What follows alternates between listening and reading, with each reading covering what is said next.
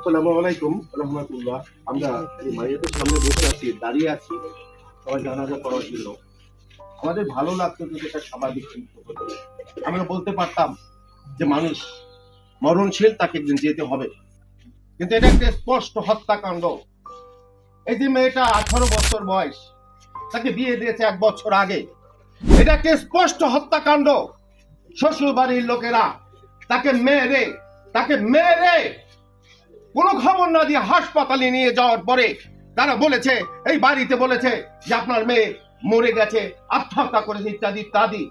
আপনারা জানেন গতকালকে যখন এই খবরটা আসে তখন আমরা প্রশাসনিক কোনো সহযোগিতা পাইনি।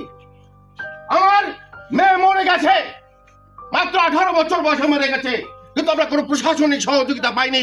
থানায় একটা উডি মামলা করে দিয়েছে। আমরা পাগলের মতো ঘুরতেছি, কি করে আমার এর একটা প্রতিকার পাওয়া যায়। অবশেষে আমরা থানায় গিয়েছি অনেকবার। আজকে আমি সকালে গিয়েছি, সকালে ওসি সাহেবের সাথে কথা বলেছি। তাদেরই একটি কথা, এটা হত্যাকাণ্ড নয়, এটা একটা উনি কি করছে, গলায় দড়ি দিয়েছে। আপনারা বলেন 18 বছরের মেয়ে যে বিয়ে বোঝে না, তার বিয়ের বয়স হয়নি, সে কি করে আত্মহত্যা করে? আত্মহত্যা করার জন্য একটা বয়স লাগে, একটা দুঃখের কারণ লাগে। কারণ এই মেয়েটা গর্ভবতী ছিল, এই মেয়েটা কোনোভাবেই চায়নি তার গর্ভে সন্তানটা মারা যাক। এতটুকু না বুঝো, তার গর্ভে একটা মেয়ে সন্তান ছিল। কিন্তু দুঃখজনক সত্যি, আমরা এখানে 2 জন মানুষের জানাজা পড়তেছি।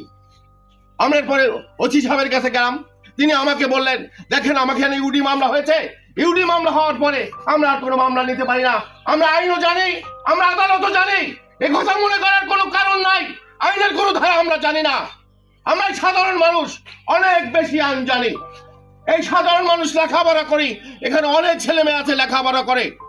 ঠিক, আমরা অবশেষে এই মামলাটা থানায় না করতে না পেরে আমরা কোর্টের দ্বারস্থ হয়ে, কোর্ট তাদেরকে নির্দেশ দিয়েছে যে এই মামলাটা এফআইআর করা হোক এবং এর মাধ্যমে তদন্ত করে এর ব্যবস্থা নেওয়া হোক। আপনারা জানেন এর স্বামী মিরাজ, তার মামা একজন কোটিপতি। কনেকদিয়ার নামটা উল্লেখ করতে চাই না। গতকাল তিনি টাকা ঢালছে দেন। আমরা এখানের মানুষরা থেকে যদি উঠি, আমরা যদি এই গরিব মানুষটার পাশে থাকি, এই হোসেন আলাদের পাশে থাকি, আমি মনে করি হাজার হাজার কোটি টাকা দিয়েও এই বিচার থেকে আমাদেরকে বঞ্চিত করা যাবে না। আপনারা কি বলেন? আমরা এখানে এসে মশলার কথা বলবো, আমরা এখানে মরার পরে কি হবে সে কথা বলবো, আমরা সেটা বলতে পারতেছি না। কারণ আমাকে বুক ভরা ব্যথা, এই বুক ভরা ব্যথা নিয়ে আমরা এখানে প্রতিবাদের মতো জানাজায় দাঁড়িয়েছি। এর যদি স্বাভাবিক মৃত্যু হতো, আমরা তার জন্য দোয়ার জন্য যে মানসিকতা থাকতো, আজকে আমরা এই বায়াতের এই যে হত্যাকাণ্ডে এর বিচারটা এখানে আমার আল্লাহর কাছে সবাই হাত ধরে করে বলবেন, আল্লাহ তাকে যে হত্যা করেছে তার সঠিক বিচার আমরা তোমার কাছে চাই। আমরা আমাদের এখানে চেয়ারম্যান সাহেব আছেন, আমাদের সুযোগ্য চেয়ারম্যান সাহেব আছেন, তিনি আমাদের এই সূর্যমণির সন্তান, তিনি আমাদের আশেপাশে থাকেন, তিনি আমাদের সুখ দুঃখের খবর নেন। আমরা চেয়ারম্যানের কাছে অনুরোধ করতে চাই, চেয়ারম্যান সাহেব আমরা মামলা করেছি, বিভিন্ন প্রতিকূলতা সত্ত্বেও আমরা মামলা করেছি, আপনি তো আমাদের পাশে থাকবেন। আমরা জানি 13 তারিখে এই ছেলেটা বিদেশ চলে যাবে, আমরা সেটা থানায় বলেছি। ও যদি পার হয়ে যায় তা আমাদের তদন্ত হবে না, আমরা আমাদের বিচার পাবো না। আমি আজকে চেয়ারম্যান সাহেবকে বলতে চাই, আপনি এই সূর্যমণির অভিভাবক, এই সূর্যমণি অভিভাবক হিসাবে আপনার অবশ্যই আজকে দায়িত্ব নিতে হবে, যাতে করে এই মিরাজ, এই হত্যাকারী মিরাজ যেন এই দেশ ত্যাগ করতে না পারে। আমি আপনাদের একটা কথা বলে দিতে চাই, আজকে সমাজের মানুষ যদি এক থাকেন, আমি আপনাকে কথা বলতে চাই, আমার পেশি শক্তি না থাকতে পারে আমাদের, কিন্তু আমাদের মনের শক্তি আছে। আমরা অবশ্যই এই সুষ্ঠু বিচার করিয়ে ছাড়বো ইনশাআল্লাহ। আমরা যদি বিভিন্ন সময় আপনাদেরকে, এই অঞ্চলের মানুষদেরকে যদি বিভিন্ন সময় এর প্রতিবাদ করার জন্য বিভিন্ন রাজপথ আপনাদের ডাকি, আপনাদের কাছে আমি করজোড়ে অনুরোধ করব আমাদের ডাকে সাড়া দিবেন। আপনারা জানেন হোসেন ভাই অতিশয় নিরীহ মানুষ, তিনি কিছু বোঝেন না, নাম দস্তখত দিতে পারেন না। আমরা যদি তার পাশে না থাকি, তার এই যে অবুঝ কন্যাটা মারা গেছে এর বিচার সে পাবে না। আশা করি আপনারা আগামী দিনগুলিতে যদি আপনাদেরকে ডাকি, বিভিন্ন মানববন্ধন, বিভিন্ন মিছিল মিটিং এ আপনারা যদি যান, প্রশাসনের টনক নামবে, প্রশাসন বিশ্বাস করবে। গতকালকে 4টা পত্রিকায় এসেছে খবরটা, বিভিন্ন ফেসবুকে ছড়িয়ে পড়েছে। পুলিশ ইচ্ছা করলেও বলতে পারবে না, এমন তথ্য আমরা জানি না। পারবে বলেন? ছবি দিয়েছি, আমরা পোস্টারিং করবো ইনশাল্লাহ। আমি এখানে চেয়ারম্যান সাহেব আছে, আমি তারপর অনেক সময় নিলাম। আমি আপনাদের কাছে উদাত্ত আহ্বান জানাতে চাই, এই হত্যাকাণ্ডের আমরা বিচার চাই। কি বলেন, চান কিনা? আমরা সেই বিচারের পর্যন্ত আমরা যা যা করণীয় সবাই আমরা মিলেমিশে করব। যেহেতু আমি এটা নিয়ে দৌড়াদৌড়ি করতেছি, আপনাদের কাছে যদি যাই ইনশাল্লাহ আমাকে সহযোগিতা করবেন। আর আমরা এই অবুঝ শিশুটা, যা গর্বে একটি বাচ্চা আছে, আল্লাহর কাছে আমরা সবাই মোনাজাত করবো। আল্লাহ, এই পৃথিবীর সুখও দেখে যেতে পারি নাই, এই বাল্য বিবাহ কারণে বিয়েটা পর্যন্ত উপভোগ করতে জানতে পারে নাই, স্বামীর সোহাগ থেকে বঞ্চিত হয়েছে, নির্যাতনে মৃত্যু হয়েছে। আল্লাহ, আমরা তোমার কাছে সুপর্দ করলাম, আমরা তোমার কাছে সুপর্দ করলাম। আল্লাহ, এই পৃথিবীতে যে সুখ পাইনি, আল্লাহ তুমি তাকে সুখী করো। তুমি কবরের সওয়াল জবাব থেকে শুরু করে আখিরাত পর্যন্ত এই সন্তানটাকে তুমি আল্লাহ সুখী করো। যে সুখ পৃথিবী থেকে নিয়ে যেতে পারে নাই, আল্লাহ তাকে তোমার সমস্ত গুনাহ মাফ করে, এই ছোট মানুষের সমস্ত গুনাহ মাফ করে আল্লাহ তুমি তাকে বেহেশতের উঁচু মাকামে নিয়ে যাও। আল্লাহ, সবাই তাকে ক্ষমা করে দেবেন। এই বলে এখন আমাদের চেয়ারম্যান সাহেব একটু কথা বলবেন, এরপরে আমরা সব কিছু, আমি তো অনেক সময় নিয়ে ফেলছি। আসসালামু আলাইকুম ওয়া রাহমাতুল্লাহ। বিসমিল্লাহির রহমানির রহিম। উপস্থিত সম্মানিত হাজিরিন, উপস্থিত অত্র ইউনিয়নের বিভিন্ন এলাকা থেকে আগত সম্মানিত আমার মুরব্বিয়ান, আমার মাওলানা সাহেবগণ, মেয়েদের আত্মীয়স্বজন। তো ছোট ভাই খলিল ফকির অনেক গুরুত্বপূর্ণ বক্তব্য রেখেছেন, অনেক দুঃখ এবং কষ্টের কথা বলেছেন। তো আমি এই খবরটা যখন শুনলাম, শোনার পরে কিন্তু আমি কাজ করছি অনেক।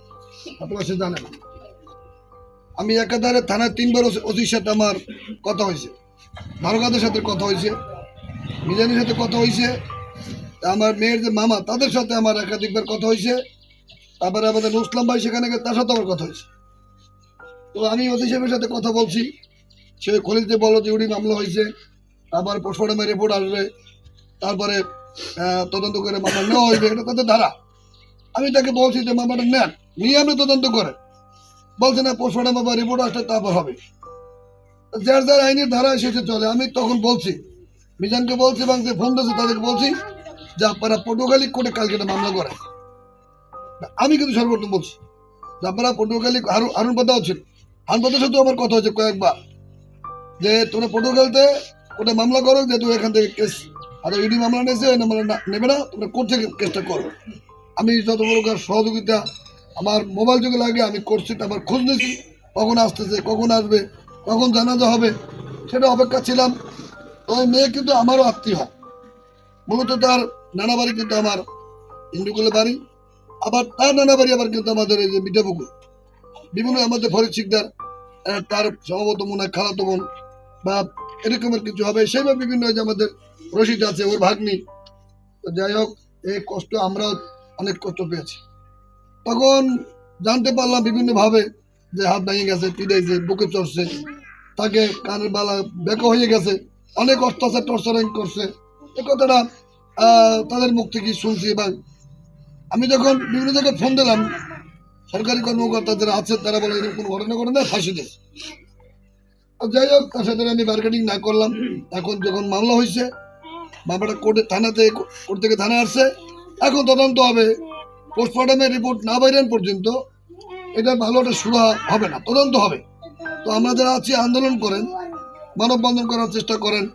আমরা যে আমি ইউনিয়নের চেয়ারম্যান হিসেবে আমার এলাকার একটা মেয়ে মারা গেছে, আমি যতটুকু সম্ভব আমি তার চেয়ে কোনো অংশে কম করবো না, কোনো অংশে আমার কোনো ডাকবেন। আমাকে যখন আপনারা ডাকবেন, যে কাজে ডাকবেন সেই কাজে আমি থাকবো। আমার নিজের কথা আমি অত জাহির করতে চাই না, আমি নিজেকে অত উচ্চ মাকামে বড় ধরনের জাহির করতে চাই না।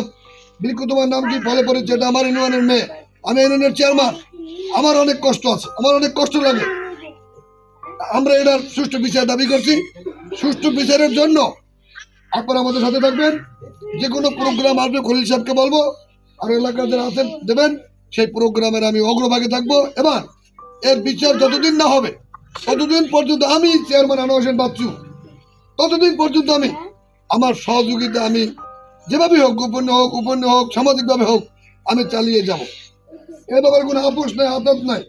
তো দেখ, আপনারাও সহযোগিতা করবেন, আর মেয়েটাকে দোয়া করবেন। গর্বে একটা কোনো সন্তান আছে, এটা খলিল বললো। যাই হোক, রিপোর্টের সব তদন্ত চলে আসবে, তারা কি করা হয়েছে, কি মারছে, কি পিড়েছে, সব রিপোর্টে থাকবে। বাঁচার কোনো উপায় নাই, এবং ওই ছেলে যাতে না যেতে পারে সেই জন্য এই মামলাটা কপি এয়ারপোর্টে দেওয়া হোক। এয়ারপোর্টে যদি কপি দেওয়া হয়, থানা থেকে মামলা আজকেই হবে। ওসিকে বলবো, ওসি সাহেবকে বলবো যে আপনি তদন্ত করে আপনি সাথে সাথে একটা কপি এয়ারপোর্টে দেন, যাতে ওই এয়ারপোর্ট করতে না পারে। আমি কিন্তু কথাটা বললাম, আগে সেই কেসটা করবেন। তো যাই হোক, আমার বক্তব্য বাড়াবেন, আপনার সকলে এই মেয়েটার জন্য দোয়া করবেন, ওর জন্য ব্যস্তবাসী হয় এবং ওর বিষয়টা যেন পান, সেই লোক আপনার সবাই কাজ করবেন। আসসালামু আলাইকুম।